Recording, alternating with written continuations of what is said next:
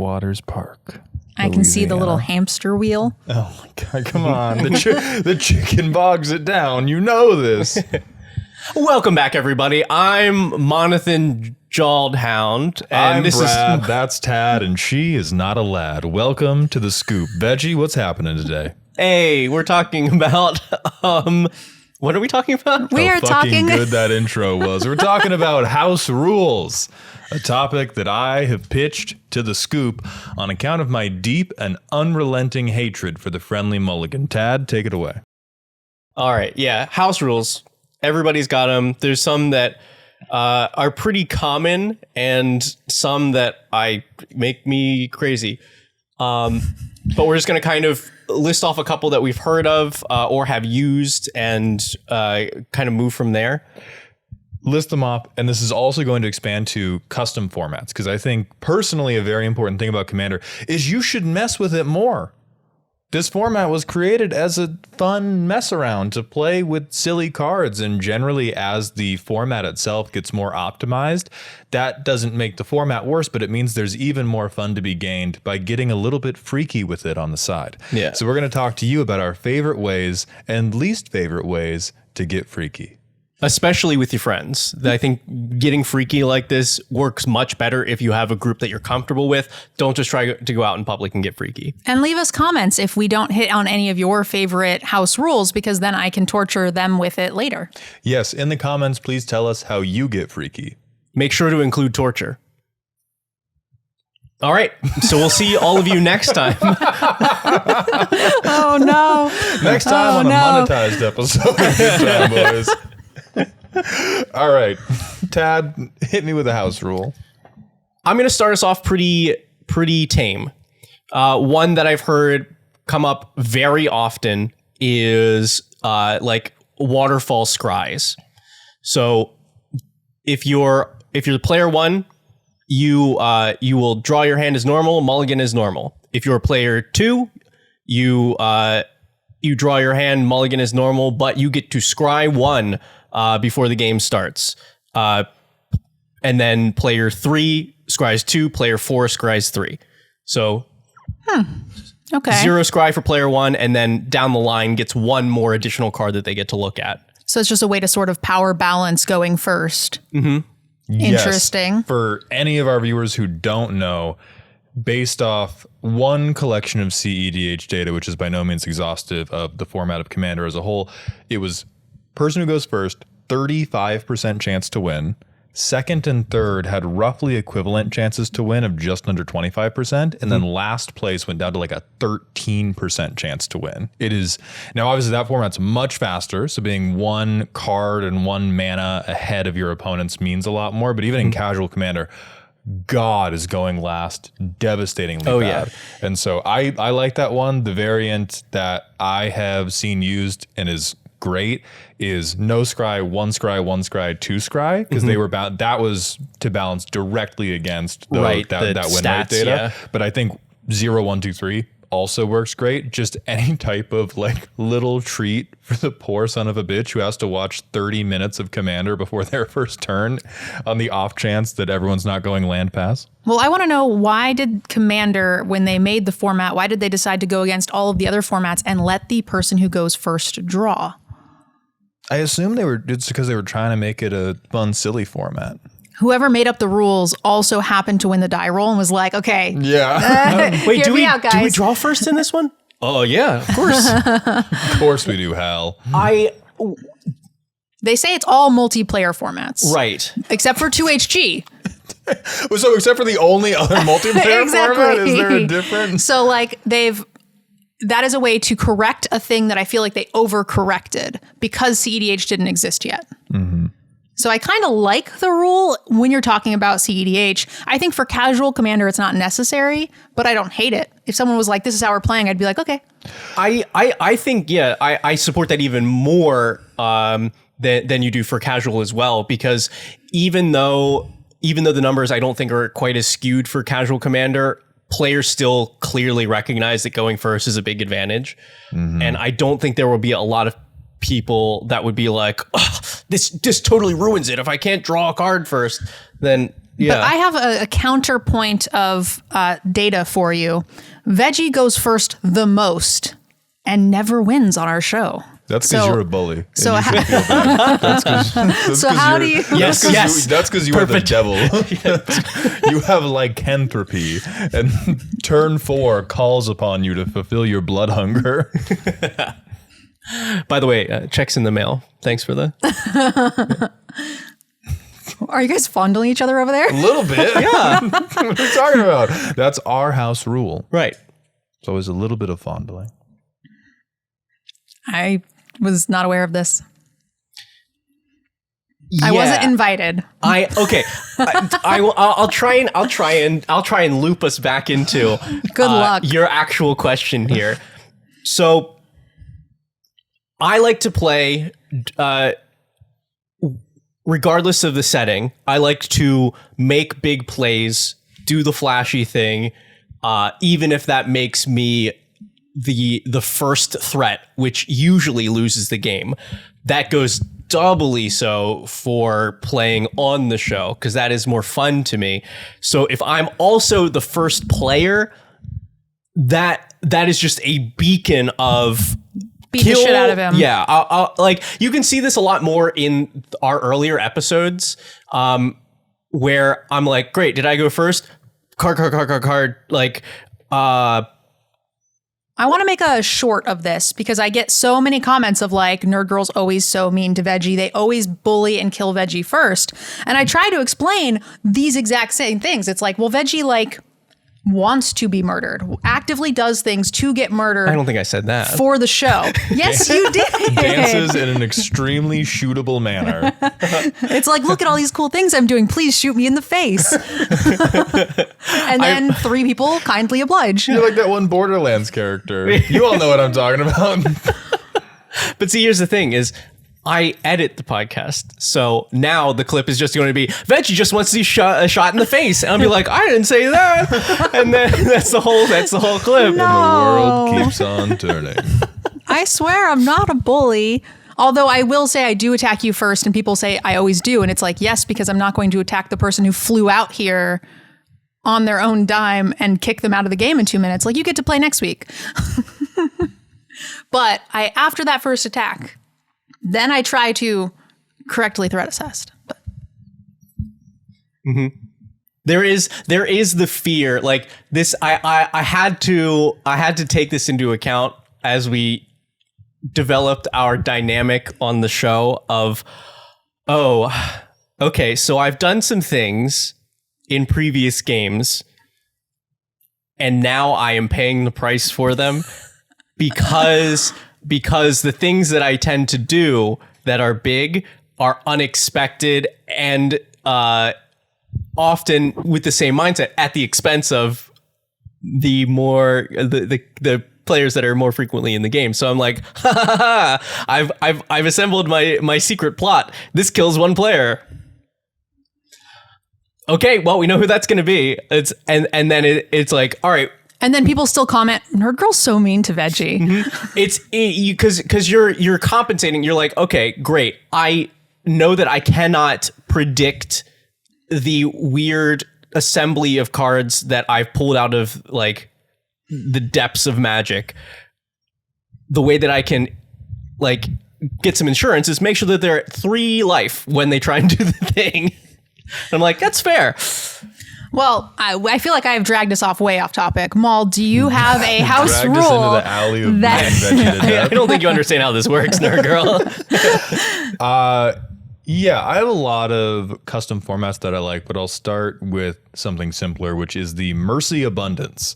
And this is, but I love to do it where it's almost like those social situations where it is inappropriate to fill your own drink, but expected that you refill the drink of others. Like that type of, but it's if somebody sees you obviously land stuck or obviously flooded, they propose to the table, hey, can we let them get insert land or non-land type of thing they need, but you can't ask for it because that's you being a greedy little boy who kept a bad hand. But the table can watch you do that draw and go, and then be like, cycle that for an island, buddy. Come on, we're trying to have a good time. I mean, I feel like that's fair because, like, if the people around you are playing cutthroat to win, then they leaving it to the people around you to decide the type of game that they want to have makes sense to me. Yeah, and so I really, really like it, and it's always because it feels really heartwarming when people do it for you, and because the expectation is you don't ask, it gets around that desire to like prostrate in Little Bean when you definitely have something fucked up in your hand and you kept a super greedy hand that needed that land for world domination. When they give it to you, you're going to be like, okay, well now I do win. It gets around that too. So that's one of my personal favorites. I actually like that more than most Mulligan rules. I've seen a lot of custom Mulligan rules, and I greatly prefer the Mercy. Go get a little treat. Go get a little treat. Maldhound's so generous. Go get your basic. I like watching other people do it. I never offer. I watch you struggling. Yummy, yummy. I feel like this one is also fairly common. I think I talked about this once, and people were like, "You letting people get cards? Fuck you!" Really? I feel like I don't usually let them get it. I usually let them put the land on top. See, that may be where the sticking point is, because it's usually, hey, whatever you drew, it's a land. That is the land now. Yes. Yeah. I feel like that's what I do. Yeah, that's what but I mean, like, so like that's pretty similar, but that rule in general of, hey, you're not getting lands, then like whatever you get next, whether it's the card you just drew or the next card that you draw is a land, and the reverse. I'm very surprised to hear that anybody is like, whoa, I've never heard of that. That's ridiculous. Cause maybe it's just the environments that I'm playing in. I feel like that's one that I see come up frequently. And even if it's not something that most people at the table do, somebody suggests it and they're like, oh yeah, yeah, you should do that. You should do that. I will say the get a land much less contentious than get a non-land. The presumption of, hey, get a forest, man. We're all cool here, versus me being like, how about you get something going? Yeah. Well, but I feel like when it's the other way around, usually it's people going, oh, draw until you don't hit a land. So it's not like pick a thing, but it's just like, oh, they show you, hey, I've got 3 lands in hand. All I've done this game is play lands. Sounds like they're playing too much land. Get fucked. That's interesting coming from you. I don't play that much land. Or I like my land to cycle. I stopped myself from going, when you explained this rule, I was like, oh, the nerd girl rule? Hey, you build half those decks. Yes, you're the one that keeps the 2 landers because with no limited, ramp. that's fine. That's what? You don't keep 2 landers in limited, you're mulling every 2-lander? I'm mulling a lot more of them, but that's because I'm playing on Arena and they don't let you have the 3rd land, but that's a totally different episode. Okay, tinfoil hat. When I play limited on Arena, I built 14 land decks. It's the only way it's ever happened Jesus. for me. It's messed up, but I've like tracked it, and even when I do not blindly commit to like stupid aggro curves, which are bad, and it's like a normal curve, my win rate is highest with 14 lands. I think that just speaks to your win rate and not to the number of lands. But it's positive with 14 lands. I've only just come around to 16 lands on like what was my average. I still don't go down. Now I'm like, it was always 17, sometimes 18, sometimes 16. Now it's like always 16, rarely 17 or 15, but like, holy shit, 14. Anyway, that's a totally different topic again. Yeah, but that's have you heard this podcast? Let's also, I think it's important to point out that we already know that Arena will assign values to what it thinks your deck is. It does this for Brawl. You have an MMR for matchmaking, so it probably goes, oh, this idiot put 14 lands in his deck again. We gotta find the other idiots now. Start checking the names of the people that it matches you with, because there's probably like 8 people that Okay, well, can we just do this then? Can we add this to a house rule? It's not a thing I've ever encountered in the wild, but I've heard people talking about doing it Arena style, where you draw 2 hands, keep the best. Whoa. Draw 2 hands, keep the best. Like Arena does it to where it keeps the hand with the most average lands. Yeah. So if you draw a 5-lander and a 2-lander, it'll keep the 2 because that's closer to the like 2.5 you're supposed to have or whatever. But like I could see that being a thing. And you do get 1 free mulligan as well in most best of 1 formats. I want to say that this is the Sheldon mulligan. Oh, is it? Yeah, there's a mulligan that exists that is if you mulligan, instead of putting them back in the deck, you put them to the side, take 7 more off. Do you get to pick back if you don't like that one? Can you go back? No, then it's not. Okay. Then it's not the So one I'm talking about. I was just making it Yeah. up based on what Arena's doing. Yeah, you're still a plagiarist. Whatever. Chicken break, baby. Yeah. Feisty. The chicken made you feisty. The chicken made me angry. All right, so next week I won't buy you chicken then. Wait! Oh, Fighting words. what have you done? So here's the thing. I actually don't like the Arena mulligan. I'm fine with the Sheldon mulligan. The thing that That's also the Lorcana mulligan. well, Kind of, Lorcana right? sucks. Lorcana has you put Yeah. 2 down and then you draw back up to 2. I think that's even better. Yeah. But yeah. I think what it is I'm currently in my grumpy dad arc of Magic. I know where you're going. Yeah. Where I think that there is a lot of, I think you get taught a lot by being forced to learn how to mulligan well. And I think it is a net increase on the fun you have. Not even on like how good and competitive the games are, but I think it is a net increase to your fun to have to commit to fucking mulligans and just live with the shit that happens. And I think we are better off the fewer take backsies we allow. And this is kind of a pendulum swing back from when I started playing Magic. I was like, take backsies are the best thing ever. We should get everybody a take backseat for every bad thing that happens to them ever. And now I'm like, shit happened, man. What are you going to do about it? What are you going to do? Wake up at 4:13 a.m. You don't have to convince me. GP grinder, I was always very mean to people. So yeah, they were like, oh, I played this wrong land. Judge? The answer is no, Judge. I would not like them to have that back. I do think I have to mark this now is we had a list of things that you can pretty much guarantee will pop up in every episode of the Good Time Boys. It had been Josh Lee Kwai / Ristic Study, And BZ. You had a deck, Joe had a deck, something else. But now I think in the past like 4 GPs have been brought up, which is a weird one, but I think we have to add that to the list. Yes. Good time pre. They were great. I miss them. I would play in one. I never got to. But what were we had Mulligan. a topic, right? Yes. Don't you know how this works? We have to make sure to stay on topic. No tangents.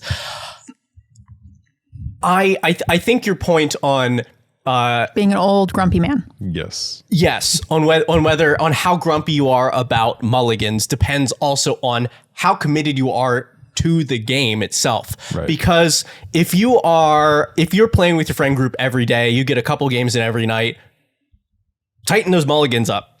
Tighten them up.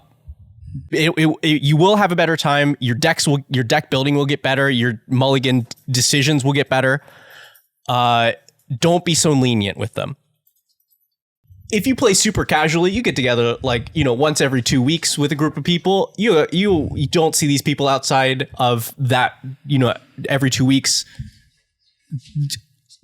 Play with your mulligan rules, because the whole point of these different mulligan variations is to compensate for variance, and specifically to compensate for variance that stops a player from taking active part in the game, both mulligans and this the abundance rule. That's what these are for.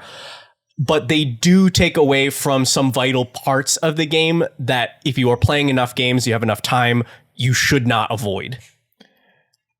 Let me try to get my words in order, because I'm thrashing around. While you're doing that, I just want to say, I agree that it will make you better, but I don't know if that's the goal of every play group. Even if you go every night and your goal is to just have fun and not care, like, I still think that's fine. You can have loose mulligans if your entire friend group wants to play that way, right? Like, I mean, that's not how I want to play.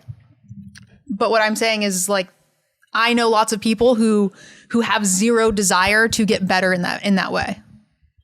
I think the important point is, like, you will get better, even if that's not your goal. You will also have more fun with that element existing in the game. I don't know. There's some people that really don't like getting land screwed or land flooded or whatever. And when they do, it ruins the entire experience for them. And if the friend group doesn't want people to have that and they agree, I don't see the problem with it.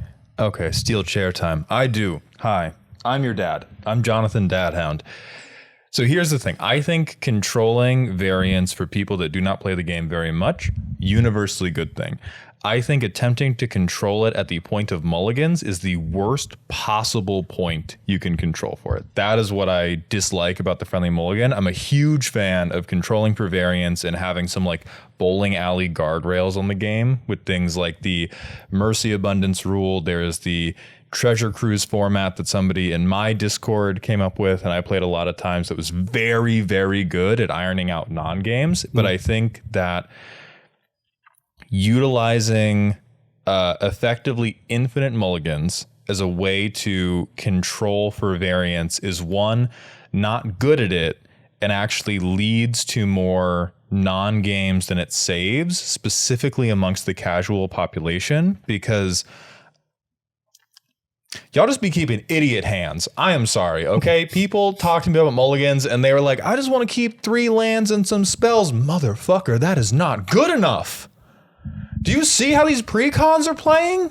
That's what I do. I just keep 2 or 3 Yeah, lands. but all and the some spells stuff. in your decks are good. All the spells in your decks are good. It's different when you are playing. It's different when you have kooky card selections and when you have Nerd Girl kill people decks. And so I think there's like, because I've seen, okay.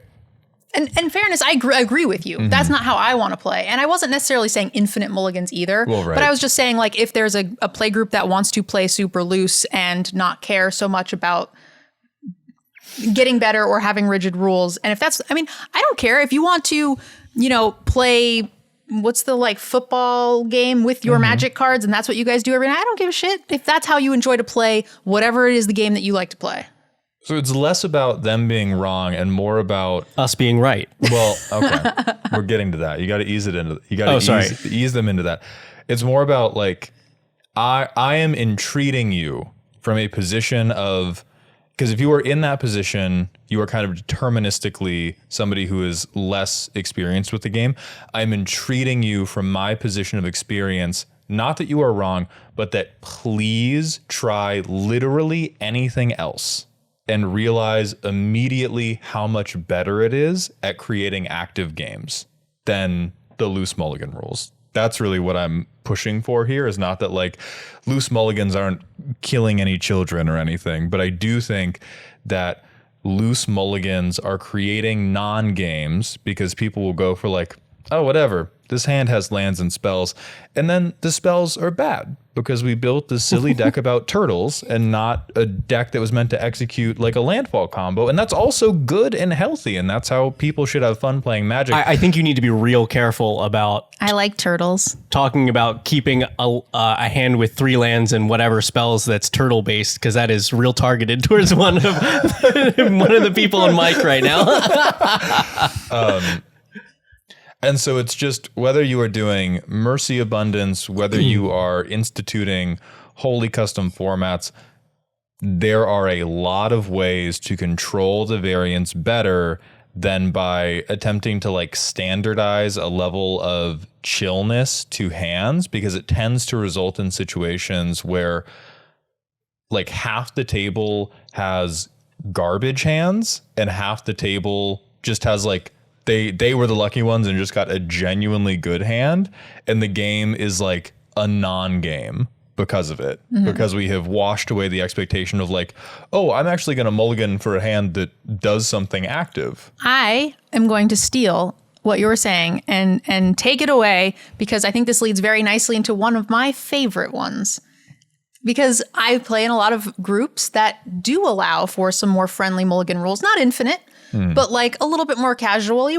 For example, on Decked Out, we want people who took time off work and spent $400 to fly their butts out here and play 2 games. We want them to have a game, right? So we do a little bit more friendly mulligans, not infinite. But one of my favorite rules that I instituted for Decked Out was after you've mulliganed your first time, if you mulligan again, like beyond the legal number of mulligans, and you get a soul ring, you have to cycle it away. So I feel like that sort of splits the baby between what you were saying and having people, be a little bit more loose with their mulligans, whether that is because we want people to have games on the show or because, friend groups are just when I did more super than loose. When I did more than legal number of mulligans, my favorite iteration of it has been not just Soul Ring, you bottom anything mana positive. So if your deck has like a Dark Ritual in it, or really any rituals in it, you don't get those. You don't get to crash out crazy style. You took 4 mulligans, Steve. Sit down. I mean, in fairness, also Decked Out, we play a lot of bracket 2. Right. So that's a little less common or relevant for us to see a lot of that kind of thing. So, Soul Ring is really the thing that we look out for. And if you're getting 6 mulligans, you're going to be like, oh, this is a good hand. Of course it is. It has Soul Ring. Like, you don't get that anymore because you have forfeited that right by going beyond the original mulligan. We also, we get the advantage on Decked Out that people that we're bringing on to play are somewhat experienced players. Some That's more not than true. others. I've been there. Let me make the joke at your expense. Don't head me off. Never. And they're also usually our friends. So we're not worried about people abusing those rules too much. But I think that is a trap that you can fall into, even if people are not like maliciously abusing them. I think your average player has less like good judgment on I've taken too many of these. I'm now this is to my advantage, as opposed to just accounting for variance. I think that is very fair. In the scenario where we were talking about whether we should do them, I was kind of assuming it's like a friend group who are all very much on the same page. But like if you go to a regular store and you're just like, yeah, mulligan as much as you want, I think that's a disaster waiting to happen. Absolutely. Oh yeah, for sure. I think even friend groups though, I have a friend who really only plays Commander with the same group of like 5 to 6 people. And they're all they're all insulated. They're like maybe 1 or 2 of them even looks at like spoilers or content or anything. And they still run into these problems because they're still playing casually. So it's like, okay, but how many is too many? I mulliganed 5 times, but 2 of them were 1-landers. So does that really count? Somebody else took 4, but we were fine with that, I think. So it does help to have a more strict guideline, just so and then to kind of, you take the guideline and then judge from there. What I do like more nowadays is, and I'm gonna sound like a little bit of a hypocrite, and I am. That's okay, because I'm awesome. What I like more nowadays is you can take as many as I want. I can take as many as I want. I think you have to start going down, but I do think for casual games, setting a floor at like 4 or 5 with you can't keep any fast mana is typically more reasonable for like, you're still going to be able to play the game while encouraging you to hunt for a hand that does something. Now, that said, that's a like extremely, extremely niche application, because in all of my decks, like the 5 best cards are not doing anything that impressive. Like that immediately falls apart when the 5 best cards in your deck could win the game, because then it's like, I mulligan 99 times and I tutor the 5 pieces of my combo. So I was going to say that is more relevant to higher power, right? Because like at bracket 2, then if you're going down to 5 cards and you have Soul Ring, you're probably still pretty wrecked. Like at the level that we Not play. some of these landfall decks. Nah. Fuck these green players, man. Nah. You start at 5. Like I guess it's more of my enjoyment of Commander went up when the Mulligan expectation was we are looking for good hands and we are willing to make sacrifices to get a better one, versus when the assumption has been, let's just all get something chill, bro. Yeah, but that's how most people are playing Commander, I think. I hated the London Mulligan rule, right? Yeah, I don't remember what the I always forget which is which. Which Mulligan? What was the rule? So you go to London. So I don't like the one where you draw back. Yeah, you draw back up to 7 and you put it back to the bottom. Okay, that's London. Yeah, the current one? Yeah. Okay. But I forget the names of them. I don't remember so either. the reason I don't like it is because Tron players get like a huge edge. So, or any combo player, right? Because then they're just going to keep mulliganing, draw 7, get their ley line, get you. It doesn't matter if they have 1 or 2 cards. I can now no longer win. So I want them to just only draw 6. I want it to be a punishment. And so like there's different ways that you can mulligan and ruin people's lives. But giving people more options, like you were saying, is going to be very good for highly competitive decks or decks like combo or ley lines where they're trying to get a specific thing. But I feel like most of the people who are talking about these house rules games with, they're not doing that, right? You would be surprised at the number of casual players whose casual play experience is I fish for a dream combo. And if I'm playing that, I'm playing this. If my opponents are playing the sweatiest decks possible, they get nothing from me. You get absolutely freaking nothing. You're going to go down to 2 and I don't care. Yeah, but that's zero house rules. That's the thing is it's again a matter of players being able to assess themselves, because there will be like I'll talk about that same group of friends. I played with them. I played with them multiple times, and their decks are like bracket 4. They're playing with heat, and it's like mulligan away. Like you know, we want a good game, and everyone is looking for something super messed up, and it's not even like we all understand that we're just they're just like we want to make sure we have a game.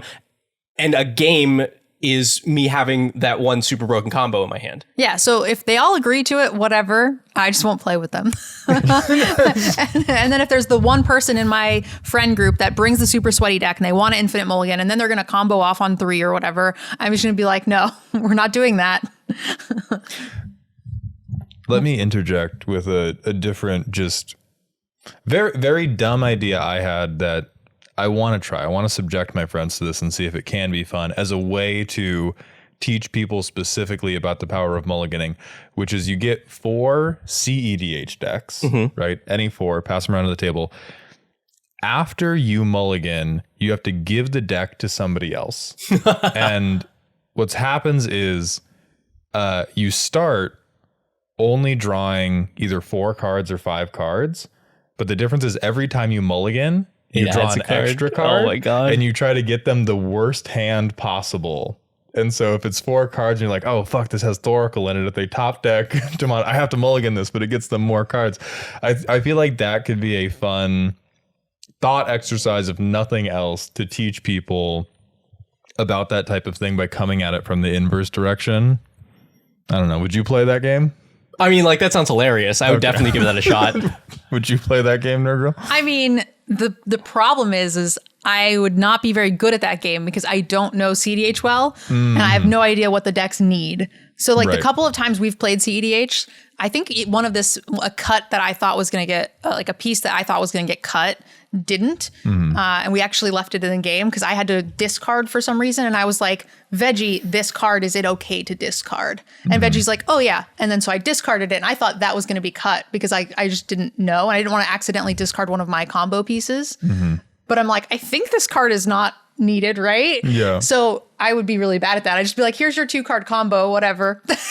Well, how about this then? What'd you do with decked out decks? Our typical... Yeah. Yeah. I think that's fine because, like, you know, then the worst thing is like a Crater Hoof or something, and I know those cards and how a deck generally wants to win. And I would still play, don't get me wrong, it's just I would accidentally hand someone the nuts for sure. Mm-hmm. See, I want to try that. Teach all you people. I'm also really bad at mental magic, if you guys have ever heard of that.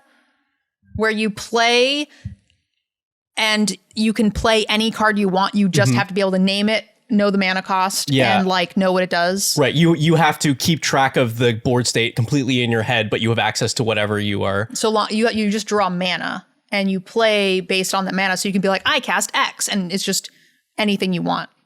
What is this? A wizard duel in a shitty fantasy book? It is a wizard just duel. go masturbate instead. We don't need all this. You know the exact text of Yawgmoth's will? Good for you, dog. Let's be clear. I'm just casting Lightning Bolt five times. Yeah, this is not a solo thing. You need a partner. This is you're mental magicking against someone else. So your comparison does not hold up. Yeah, so it's more of a you lock eyes and see who can finish first. More than a Mm-hmm. You lock eyes, but nobody can touch anything. You're just like by sheer force of will trying to get yourself off. More of a jelly donut situation. Right. Gotcha. That's horrible. What's your next house rule?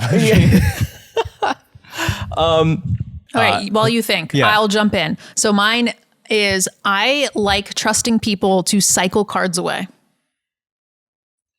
Because sometimes there's a card that I draw where I'm like, ooh, this just knocks one person out.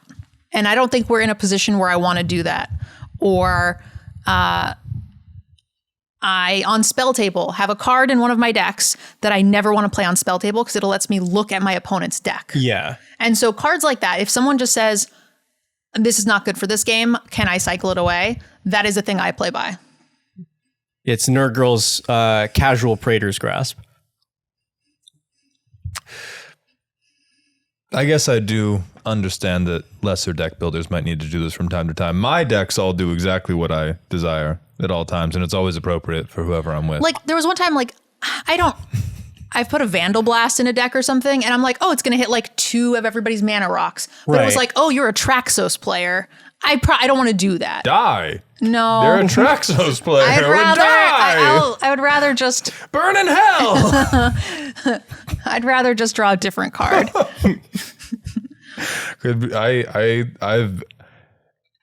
I guess this is fine because it was somebody I knew, but I have back-to-back like one-sided artifact, or no, it wasn't, because I did one, somebody else at the table did another. 2 turns in a row, we did one-sided like destroy all artifact things, while Deadbeat Scott was at the table with his Mr. House dice rolling artifact deck, and nobody else had any, and it was so fucking funny. We relished in that moment. And even Scott was like, I deserve it. I played the artifacts. Sometimes I don't like dedicated hate pieces, but they're just like in a deck sometimes on accident because I did not foresee a Traxos player or whatever the case may be. So we could go all day about, I love dedicated hate pieces. Bring them back. It's funny. I just played a game with Scott and it was CEDH. He was the seat after me on Rogsai, super fast, make a bunch of treasures and mana and try and win as fast as possible. So I mauled for a hand with Blind Obedience in it. I feel like if you're playing CEDH, then what I'm talking about is not a thing that's happening.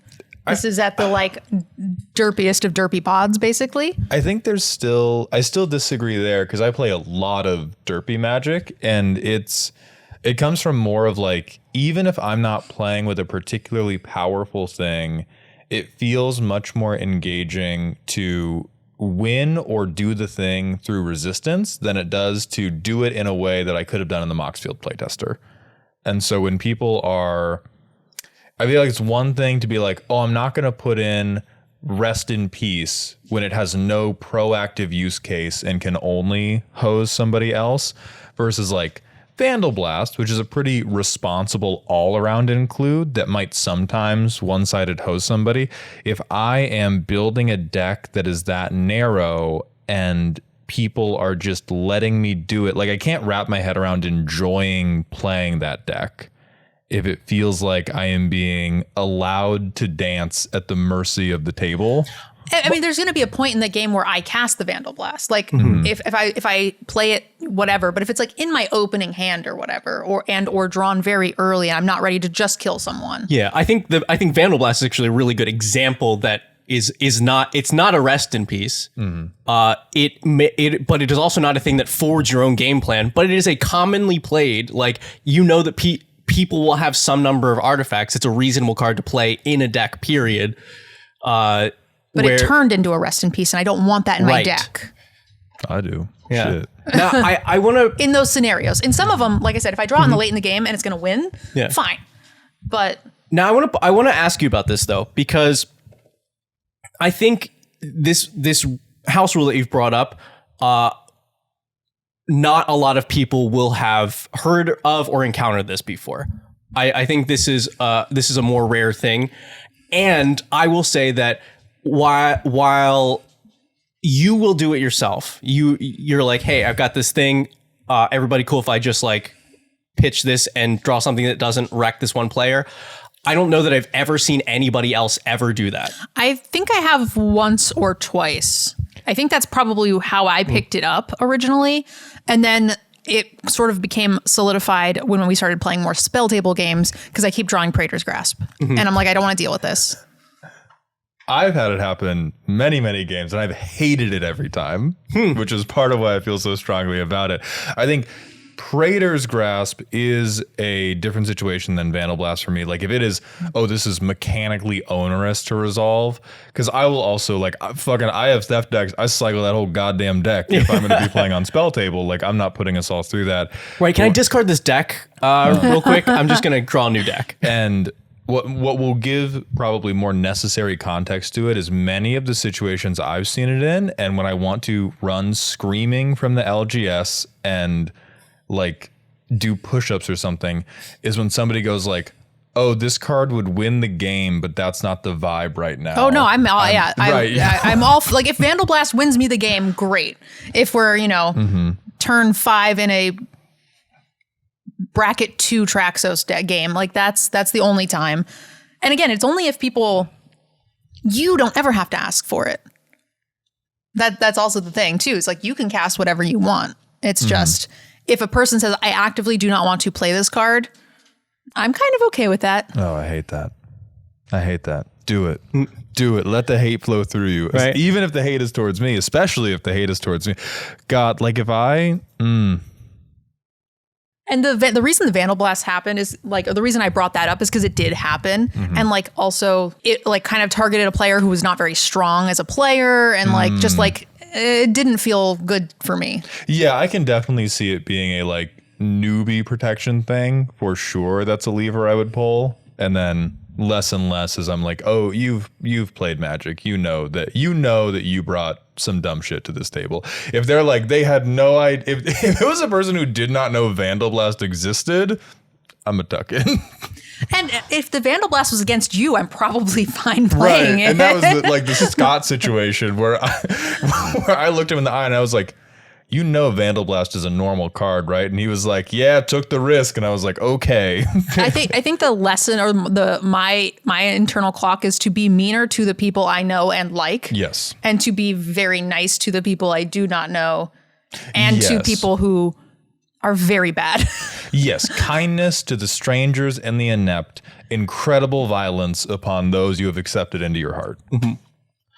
Now, what do you think about this though? Because like, if I'm in those scenarios, I just don't play the card, but I won't do anything else, and so that puts me at an active disadvantage, which makes sense that your preference would be, I'm not going to absolutely wreck this player's life, but I would like some compensation. In fairness, I've done both. I have done the other one, and when I was in a social situation where I didn't feel comfortable asking for that, and I just sandbag the card, or I'm like, oh, I made a deal and this goes against it, or anything like that, or it's like, oh, this doesn't do what I thought it did, I'm just not going to cast it.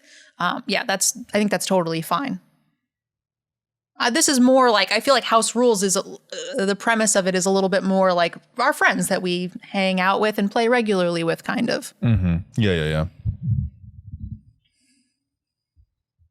That's mine. What's your house rule, Veggie? You've had time now. You've had a whole other tangent to think of your house rule. All right, I'm going to hit you with a wild one. So this really is only worked with like a group of friends that plays frequently and is okay with how this will work because they're not really going to be playing with other people very often. Mm-hmm. If a player wins a game, the other players vote a card out of their deck. That's fucking awesome. That is awesome. Yes. It's like reverse league. That's not even a house rule. It's a whole new format and it sounds fun. So do they play short or do they have to get a replacement? They can replace it. Like they because that starts to mess with like some fundamentals of the format.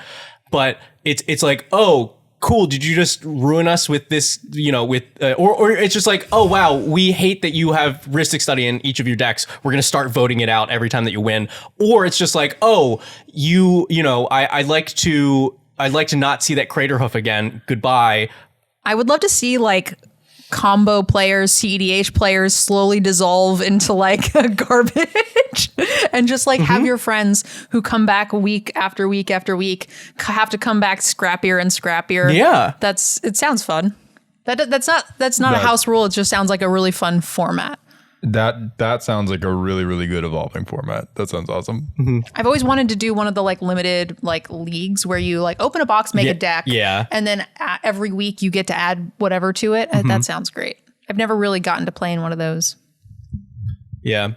I think your struggle probably is finding like a close group of friends that all is pretty committed to playing Magic and would take extra time to play that with you. Like, Yeah, because you have to keep the deck, if it's paper, like physically sectioned off from your other decks to keep track of what's been voted out, or you need like a little notepad.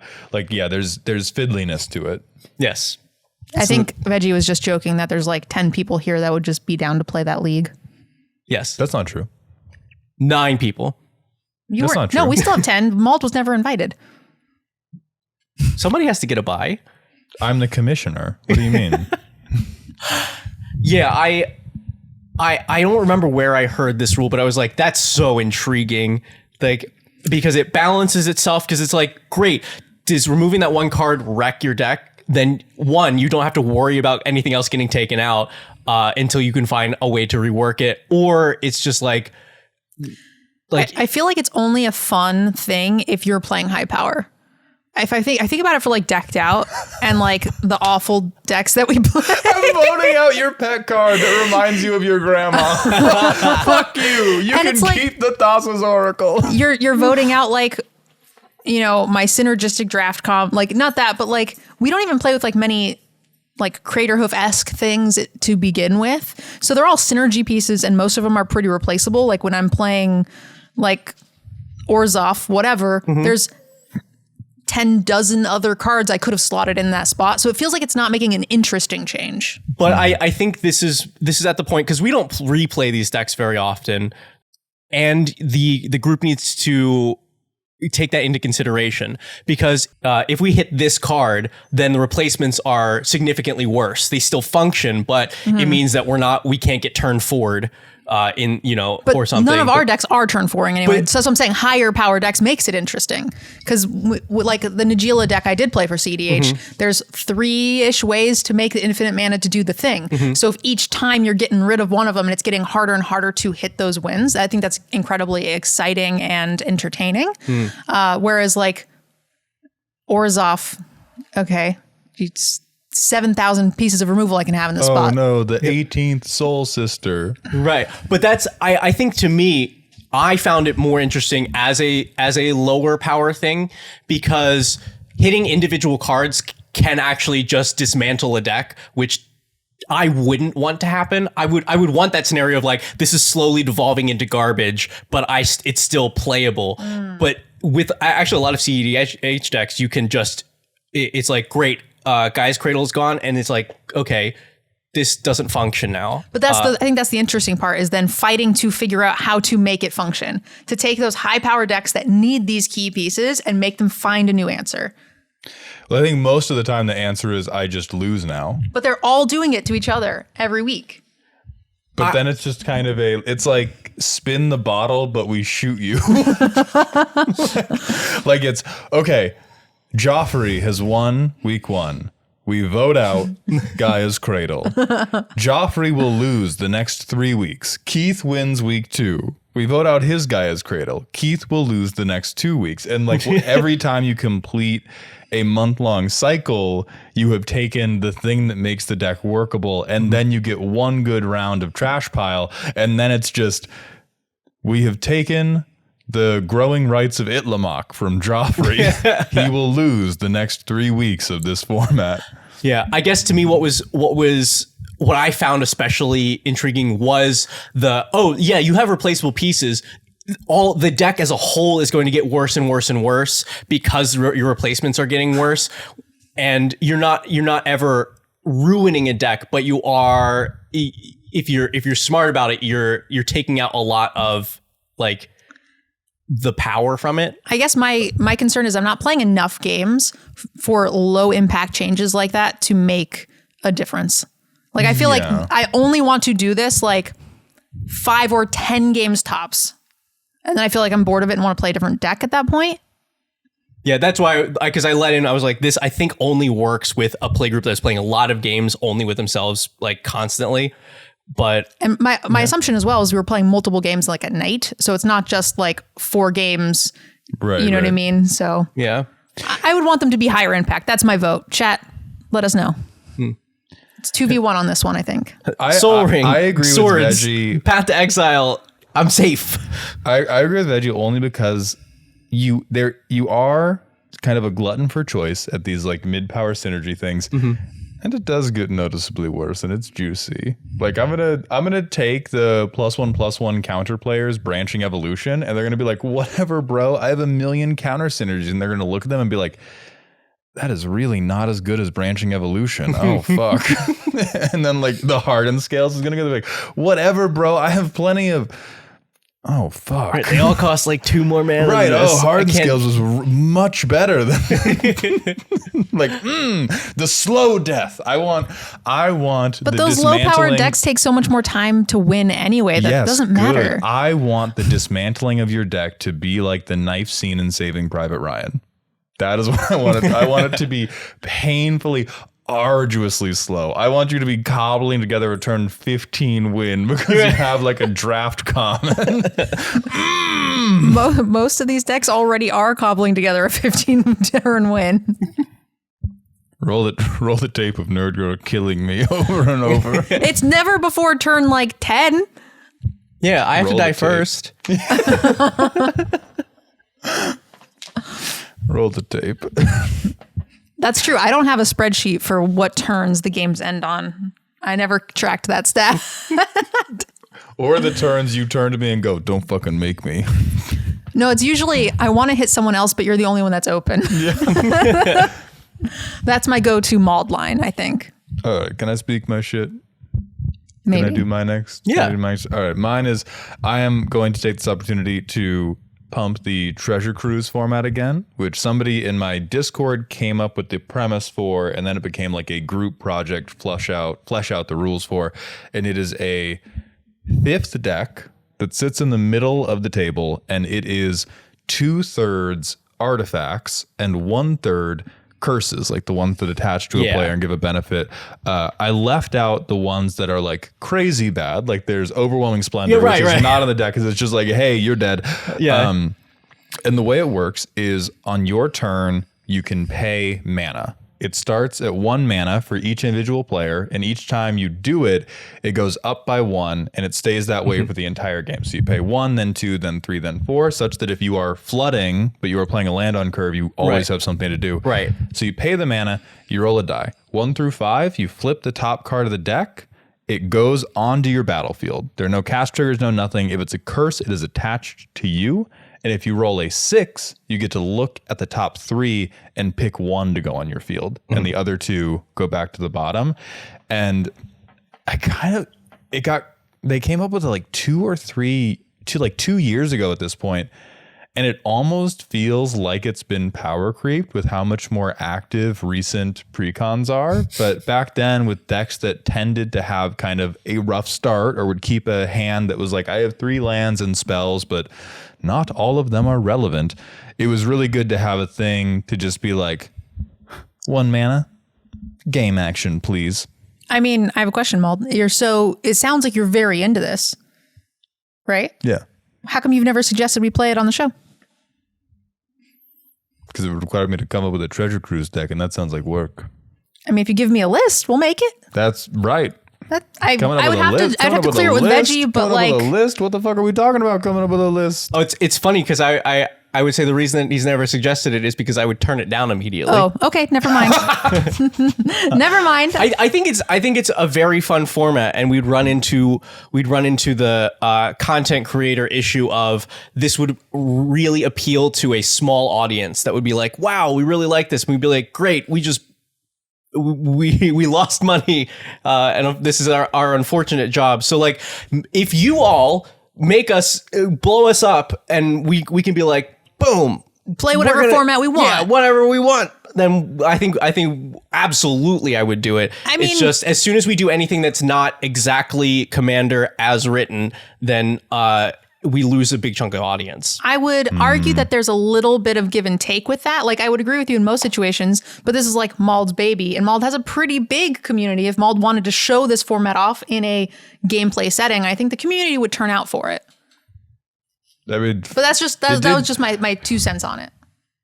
Snip, because I'm about to get conceited. It did fine on Shuffle Up and Play, Veggie. It did totally. I wasn't gonna. gonna. Yeah, that was it? what Prop had me on Yeah. for. There was like, I think the short I did talking about that was one of the ones he saw, and he was like, in fairness, what you're saying is actually hurting your argument, because that goes to what Veggie is saying, that Prof can play whatever Prof wants. Right, exactly. We cannot.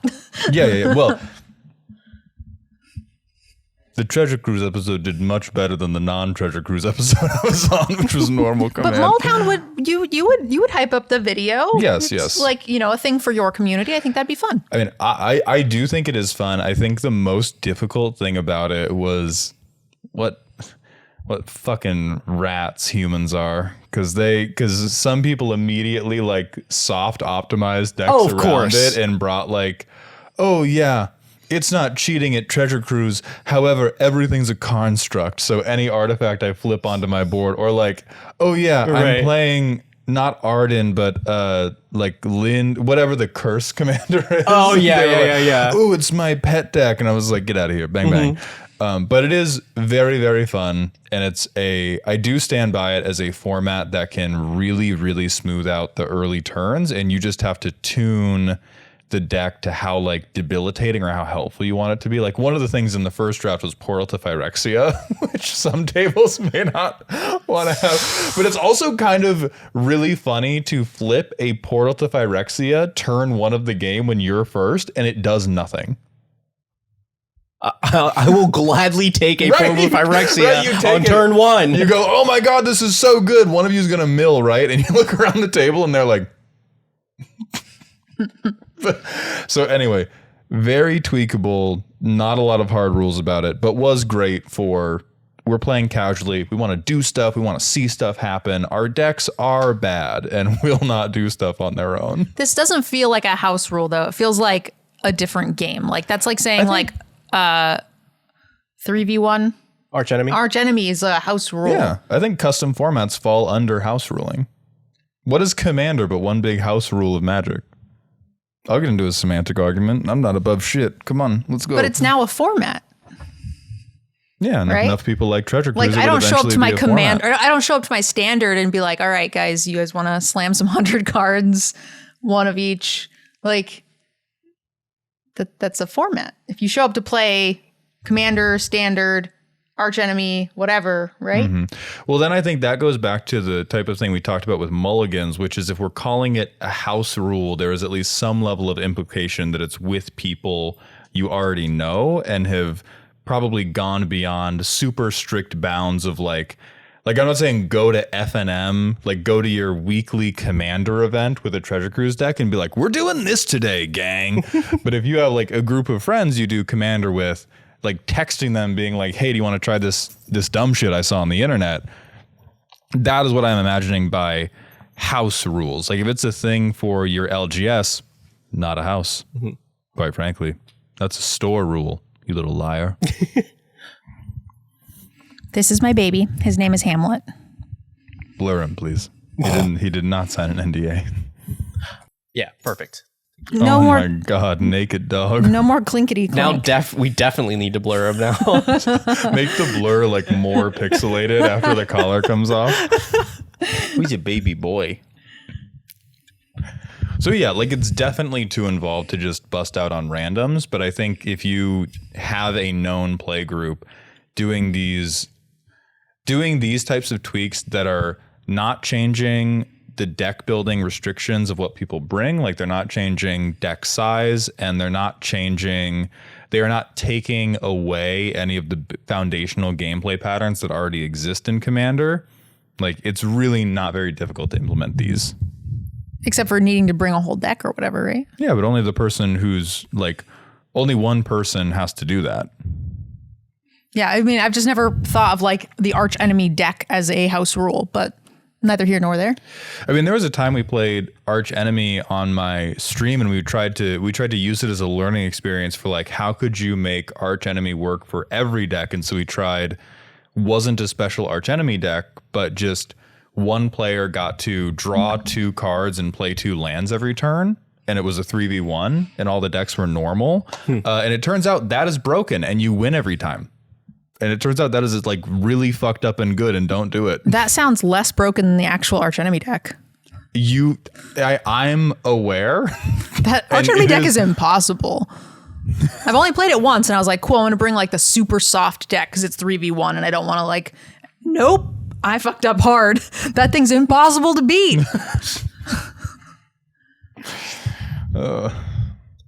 Maybe you just didn't have enough gumption. Or I didn't. Had you pulled? I brought Draft Chaff Balin. Oh. I like made a bunch of food tokens. It was real bad. Where were all your Hera parents? Well, because I thought they were gonna struggle 3v1 and I was wrong. They were like turn 1, they got to play like 2 extra lands. Their creature they got to put a free 3/3 or something. Like it was stupid. They hit 2 things that flipped like another card. So they ended up with 3 cards in play the first time, and it gave all of their creatures +3/+3, all of their creature vigilance, and every time we played a card, we lost a life or something stupid. Oh, actually, this is one that's minorly interesting and deals with the variance issue. We talked about it. So this is sent in from my Discord community. Speed EH or Speed EH is one my LGS pod taught me, where we roll a 6-sided die at the beginning of the game. You can tutor that many cards to hand, then draw 7, no mulligans. We only do this with low power decks that take quite a bit of steam to get going, but it gives players the opportunity to play their deck to the fullest, makes games faster, and can sometimes be very funny. And the example they gave is turn 1 Dark Ritual, Entomb Yargle and Multani, then cast Exhume. That's funny. My vote is no. That does not sound like a good time. Like if someone was like, let's do this, I'd be like, I would rather not. I mean, like, I'd be down to show them the problems with the format. Right, I think this is like my immediate gut reaction was Star Trek Prime Directive moment, where I was like, oh, they don't know. This only works because of the isolated information field they are in, and as soon as anybody breaches that, it's going to ruin this thing for them. Right. I think it also depends on when they came up with this, because that actually I think works for EDH like 10 years ago. Yeah.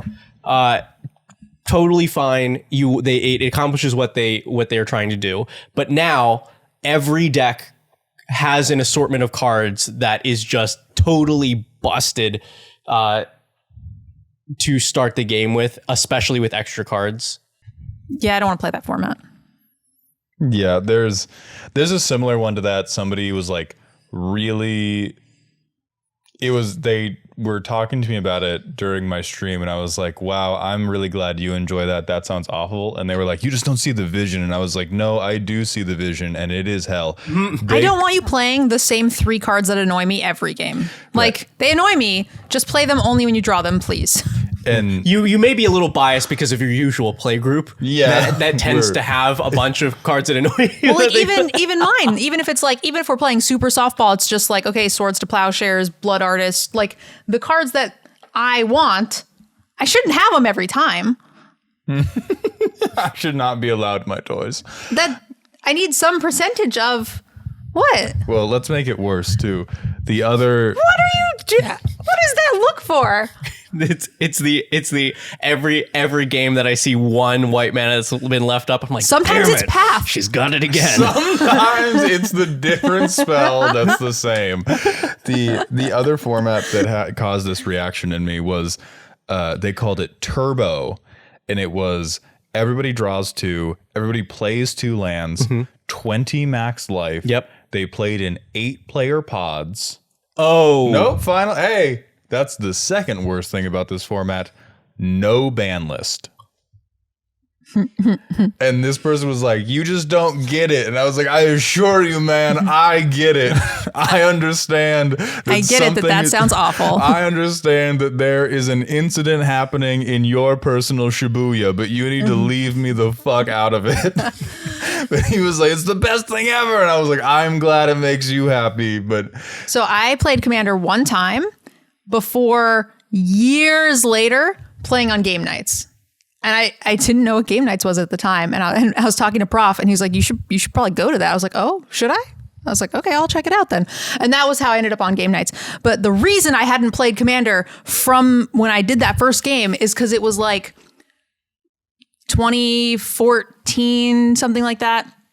So there wasn't a lot of Commander cards, and we played in like a 7-person pod for the group like at the game store, and it was the most miserable experience of my life. I will never play.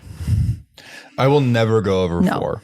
I will play a 3-player Commander game under duress. If you propose a 5-player Commander game to me, I am sitting out. 100%. I will have a better time sitting alone than I will playing a 5-player Commander game. That shit is ass, and I will never be moved from my mountain. Every time I have compromised on it because I've been like, but I really like the no. As a person who's played just 2-player Magic for 20 years before ever touching Commander, 4 players is more than enough. I don't have the attention span. I don't have the attention span to watch a control player in a 1v1, let alone a 4-player game where 2 or 3 people are doing that nonsense. Cannot imagine 8 players. Oh my God, I would die. I would quit playing Magic immediately. Well, yeah, but the thing is, it being 8 players doesn't matter when the first person every game is just doing natural Thoracle with like Pact of Negation. But if I wanted to just watch someone around the table take turns jerking off for like 2 seconds and then re-rolling and starting a new game, then why am I at this party? Why indeed? Time for a It sounds boy like everybody question. knew what was going on at the party, and you showed up to the wrong party. I did not mean to show up at that party. Tad, I'm just that's like just a boy question. playing my squirrel deck or something.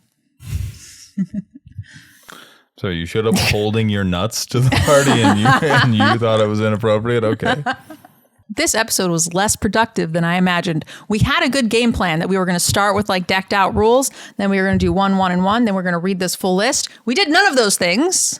Oh, well, I'll give you- I like that. I like that. I'm over here thinking like, wow, this is way more structured and Yeah, I thought than this was- right. See, yeah. I do have one more I want to throw at us because it is very adjacent to a different card game, which is they called it like snowballing or something, but it is Hearthstone. It is all lands exiled from every deck. Everybody just gets 1 mana turn 1, 2 mana turn 2, color fixed to your commander's color identity. So you only draw your non-lands and you just have guaranteed mana. Yeah. How do you feel about that? Would you play that? I'd be less interested. I if it was my only option, I'd play it. But oh man, this is where the no subtlety or nuance on the internet is tricky. The land system is one of the main things that makes Magic great.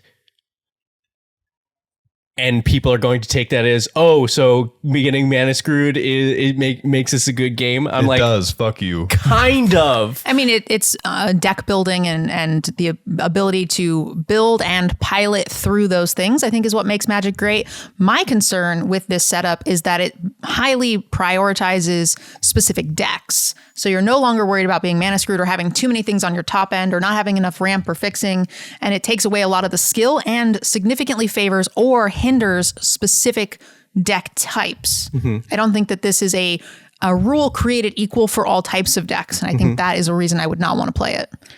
Yeah, it is a thing I would probably like to play as a one-off at the end of a night when I don't have a lot of brain power left and I want a guaranteed do stuff. I think that format is better than the friendly mulligan. That's how strongly I feel about that. I would rather play that than play in a just mulligan till you get something chill, bro.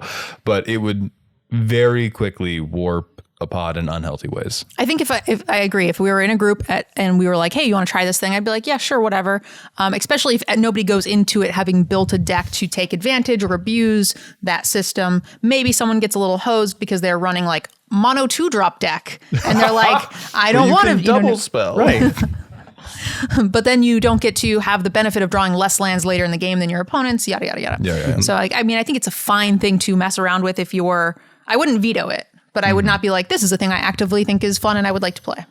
Yeah, definitely not a standby. All right. As always, you can comment on the podcast with hashtag #BoyQuestion, and we will look through them and answer one of them on each episode. This seems like a good one for Nerd Girl since she's here. Squiffy Penguins asks, with the argument of too much removal or not enough, if you have an aggro deck fast enough, how do you all feel about, quote, quote, best removal is player removal? I love it. There has been many times on the show and in normal games where I'm like, you're a problem. Rather than try to figure out how to make you not a problem, I'll just figure out how to make you gone.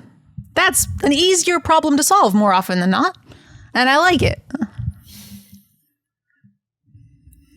Best removal is player removal is a meme. It is a pervasive meme for a reason because it is right. That does not mean that you can build your terrible, corny mono red deck to not have interaction. But I do think every deck should build its interaction suite around what stops me specifically. And so if you are a deck that thinks you're going to lean into player removal, maybe you lean more heavily into redirects. Maybe like some of your most important interaction is creatures can't block this turn, or like 1 or 2 creatures can't block this turn. Spells that are almost universally terrible for like a mid-range pile deck or something like that. So yes, your interaction suite should change dramatically if your strategy is dramatically different. I do not believe that there is any deck in the world where you can just go, I'm going fast. I don't need any of this loser interaction bullshit. Yeah, I think I misunderstood the question. Well, I don't think you did. I think I used the question to soapbox into a thing next to it, which is my very because I was not activity. saying build your deck to kill people and not have to, so you don't have to use it. Have interaction for sure. I think actually this question is kind of asking that. Okay. Because the then way I that did misunderstand. The way that they framed it is because I think this is. I can't see which episode this came from, but I think this is from one where I talked about running less removal. Mm-hmm. I think that's correct. And so I think the question is getting at, hey, if I build the deck aggressive enough, right? If I build it aggressive enough, does best removal is player removal hold up? Since I've sacrificed playing aggressive cards instead of removal. I think the answer is no, because then there is still 2 other players and you have exhausted all of your resources. let's say that's not true. Let's say you have an aggressive deck. It gets it set up onto the board and it can just like swing out a player, kill them, and you're left with enough to continue killing players though. But those other players have had 1, 2, 3 maybe turns to collude and make me not a problem to build up the defenses. So I don't think that works. I think you need more, like creatures can't block or some way to give evasive or flying or something along those lines, because aggro is substantially weaker in multiplayer games. The same is true for 2HG, and I think that is very true for Commander. Yeah, but the examples that you gave of like, oh, creature can't block or give all my stuff flying, that to me, that's not removal, right? That's but it's a way into aggro. But it's a way to interact with their board. So they have to have interaction, whether that is removal or not, I think can be on the fence. I think this is specifically removal. Ooh, let's get pedantic though. If I point at your blocker and say, this creature cannot block, I have removed it as a blocker. I feel like I do the same thing in Limited, where you have a thing with when this creature attacks, tap down a creature. I always say remove a blocker. Basically, in my head, I'm mentally removing that creature. And because nuance doesn't exist on the internet, I would rather classify removal under a broader umbrella than the very narrow umbrella of kill or exile a creature. And that's why I called it your interaction suite rather than just your blow shit up device. Yeah. Because I do think you can go lower on spells that say kill a guy. You can shift away from spells that do that into spells that do other things. You still need relevant interaction spells to help you get over the hurdles you're going to face. Okay. Now, to be clear, I'm with the two of you, so I'm going to kind of poke at your stuff a little bit you're more. A little rat. Yeah. To be clear. Because like, Nerdle, you said, oh, I would, if I have a thing in Limited that says like tap down a blocker, that I'm removing the blocker. I think that's fair. But would you count that tap down spell as removal as you're building your deck? If I'm playing a 1v1 aggressive Limited deck, yes. I would say like I need X turns to cross the finish line. They're going to roughly play X creatures from turn 1 to turn 4. If I haven't won by turn 4, I'm not going to win anyway. So how many things do I have in my deck to remove the things in my way? That counts as one of them, certainly. Yeah, because I often don't even class when I'm internally tagging a deck. I don't even class stuff as removal. I just class stuff as solves relevant problem. And sometimes that is removal. Sometimes that is like a type of effect that would be the allegory for the red player saying, well, this thing can't block this turn. So it's not a creature in the ways that matter to me. And I don't think I would go down on that number of cards just because I was being aggressive. But I think what those cards are would shift away from, like, genuinely, if I'm aggro, I'm going to be super greedy with just playing redirects. Because instead of trying to remove anything, I'm going to hope that when I get into pole position to kill somebody, they go like, we got to deal with him. Swords to plowshares. And then I go boing flip. And then you...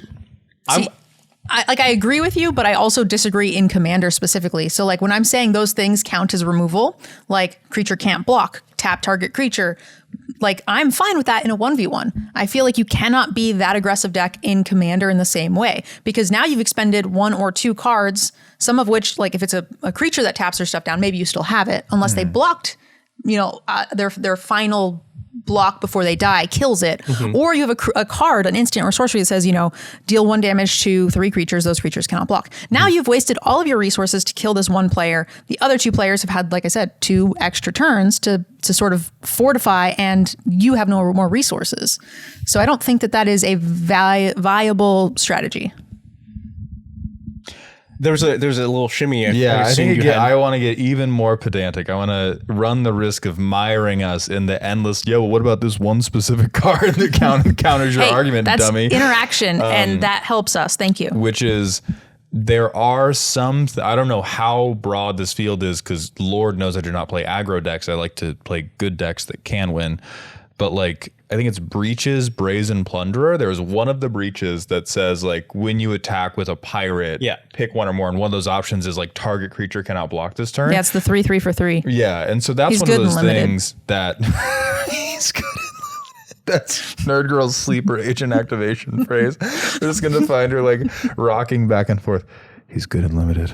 He's good and limited. But anyway, I do think red has a lot of things like that where they start to feel like, oh, this is like half an interaction spell where you're not going down a card just to get the effect. Because I agree with you. If I'm like, I'm going to spend this card so that your 3/4 has to take a little time out, I'm going to scoop and weep. But I might believe in myself of, oh, I'm going to assemble like enough creatures that can kind of halfway do it. And then maybe I'll commit this like bolt bend to a removal spell when they try to blow me out. And that'll get me there. And that's how I internally justify not running Chaos Warp. Like I could see those little individual trade-offs. Yeah. And I think Breaches is kind of a step up from like the draft cards I was talking about. Right, for sure. Yeah, I think if your entire deck is full of pirates that can each like tap a thing, make a treasure, and do a thing without even needing Breaches to be at risk, then I think I can count that as some level of interaction for sure that stays around. Mm-hmm. Because that's any pirate. He doesn't even have to get into the fray, I think. Mm-hmm. Okay. Then I have one more layer for you all. I agree, again, with what you've said and your analysis on these things. I don't believe that the average player considers any of this to be removal. So if we take the definition of what I think a casual player exile is, thing. Yes, this is targeted removal things. Destroy a thing, exile a thing. Does this still stand? I would say you can play less. You cannot play 0. You cannot go to you can say best removal, player removal. You can't say only removal, player removal. I just don't understand why aggro decks don't want to run removal. Because they're fools. Like, I mean, I just don't understand the assignment. Like, I love it when my creatures can attack them and they can't block. I feel like in my aggressive decks, I want the opposite of less removal. I want more removal. I think it's more like this because like if a thing is a threat, like somebody has played singular good card, would you prefer to just go, well, I have a spell that makes that go away. All right, now we still have to play the game. Or would you prefer to have a deck that is capable of just going, oh, well, I won't worry about that. I'll just kill that player. That's fair, but that's assuming they've played one thing and you've built your entire deck around doing that, and then the next person has 4 hippos, and you're just like, well, I guess I'm effed. Nerd Girl is too good at Magic to answer this question. The assignment of this question is you need to misunderstand the tempo of Commander on a basic level to be able to judge this.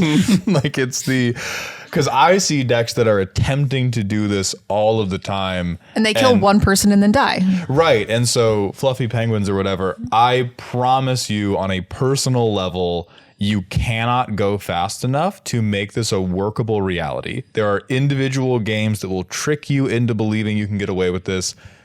On a deck level, you cannot go fast enough for this to be a reasonable approach to the game. I think you can in 1v1. Right. But you can shave a few. Great. Do we want to end it there, or do we want my opinion that throws us back into conversation? What if I got you, man? What if say it and then we're gonna cut there. And the last frame is gonna be me kicking you in the head. Or me covering Maul's mouth because he'll go against what he says immediately. Mm-hmm. You can absolutely do that. I thought you said you agreed with us. I agree with your analysis on these things. He's a little rat. I was also I'm the reason that this person is asking the question, most likely because I was the one saying run less removal so that you can find more interesting solutions to your problems using like proactive cards versus removal.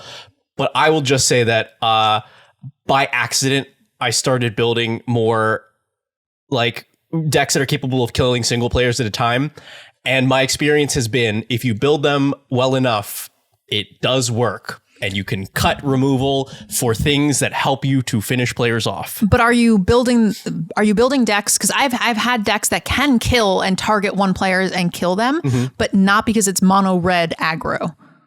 Right? It is a deck that is built to say, okay, you are the person I'm going to handle. I'm going to handle you in some number of turns, maybe even in a controlling way over several turns. Yes. That is not the go fast principle. Which one are you doing? I am doing both. I'm doing this is an aggressive deck that is capable of killing a player quickly, and the setup that it has enough gas left in it to try to kill more players after that. I think I will. I think I found a deck in my mind that is a counter to what we think. Okay, sure. Elf Ball. Right? You're interacting very minimally and you're going so fast. You're going so over the top. Those elves are growing so big that the other players, if you kill one person, the likelihood that the other two players can stop you at that point if you've popped off is pretty minimal. Mm-hmm. And that's why I typically softball this to, or not softball, but pivoted this to talking about interaction. Because Elf Ball can go down removal, and if Elf Ball doesn't have a single protection piece in hand, yeah, like good night, bro. And we're also talking, I think Elf Ball is typically a much higher power level than where my mind was at when I'm thinking any mono red commander deck or whatever is usually going to be pretty low. I think. Anyway, that's the show. Thank you so much. Got him. Bye. And I need to prove it. Thank you so much for watching. I Don't have forget theorems. to leave us a comment. Let us know what you guys think. And if you guys have any topics you guys would like us to discuss, we're always polling the community for those. And don't forget #boy question for any question you would like us to argue about next week. #Veggie's wrong. #Veggie's a liar. #Veggie's a scoundrel. It's okay, Mald. We'll get them next week.